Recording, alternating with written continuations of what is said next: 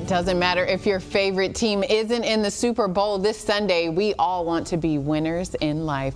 Award-winning author and speaker Stacy Hawkins Adams is here to talk about how we should go for the win. Good morning. Good morning.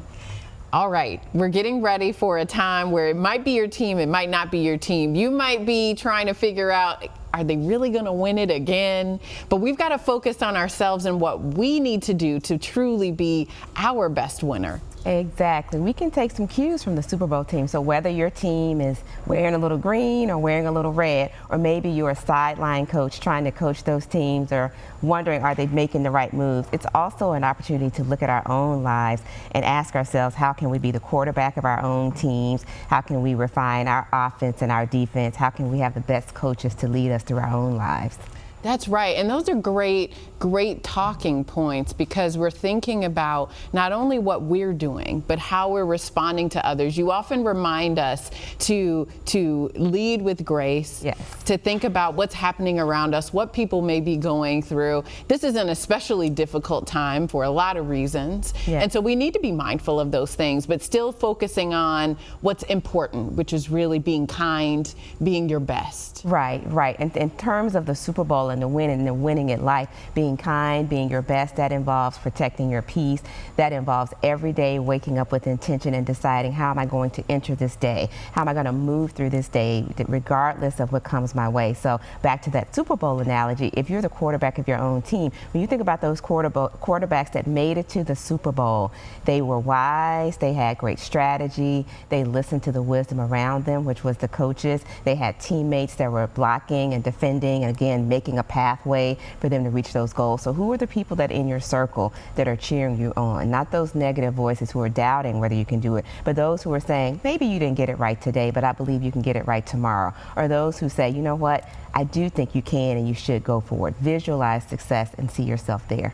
Because there is going to be some opposition along the way. You will have opponents, you will have naysayers, but we need the best team around us, and putting together that right team, especially right here, still at the beginning of the year, although it seems that we've already made it through four weeks. Yes. But we need to think about the people we have around us, think about the messages that we're consuming, and get ready for the big game. Get ready for the big game, and whatever that big game is for you, is it a particular goal that you're trying to accomplish? Is it just how you want to live your purpose? Is it just getting through, like you said, we've had some ups and downs, some challenges just in the first month of the year. So whatever that goal is, whatever your North Star is, don't give up on that when the obstacles come. Have that team around you, but also have your own playbook. And your playbook would be, okay, again, we talked about last week, if the worst case scenario happens, how do I still move through this and achieve or work toward my goal? If things are moving as I want them or going as I want them, how do I stay the course and stay focused? So it's really just deciding with your quarterback playbook, how do I want to win at this game of life? How do I want to win at being my best self? That's interesting. Your playbook, one of the things I've been trying to do this year is to figure out and to do more of what works for me. Yes. And so that playbook aspect of, hey, we know that there's some things, regardless of the team we're playing against, this is one of our stronger plays. This is one of our stronger activities. And so we've got to lean into those a little bit more than we lean into what our weaknesses are. We still need to study that and be aware of that and have plays for it. But for the most part, if you run the plays that work well for you and do that extremely well, you can get a little bit further in the game. Absolutely. What's your superpower? Your strength, your gift, your talent, that's your superpower, and you shore yourself up in your areas of weakness by getting those around you who are smarter or stronger in those areas, and that's how you win together.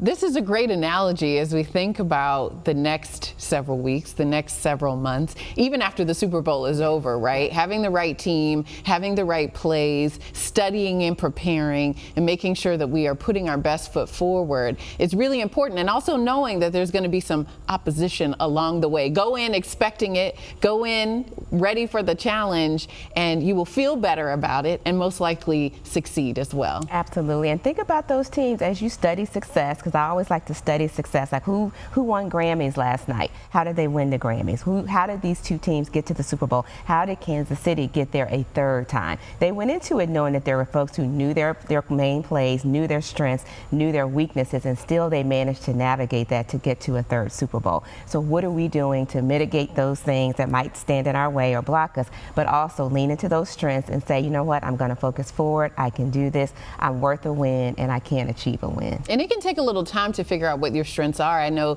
for a lot of us, we can say what we're not good at a lot faster than we can identify what we are very good at. And so spending some time just sitting with that and studying that portion of your life is really important too.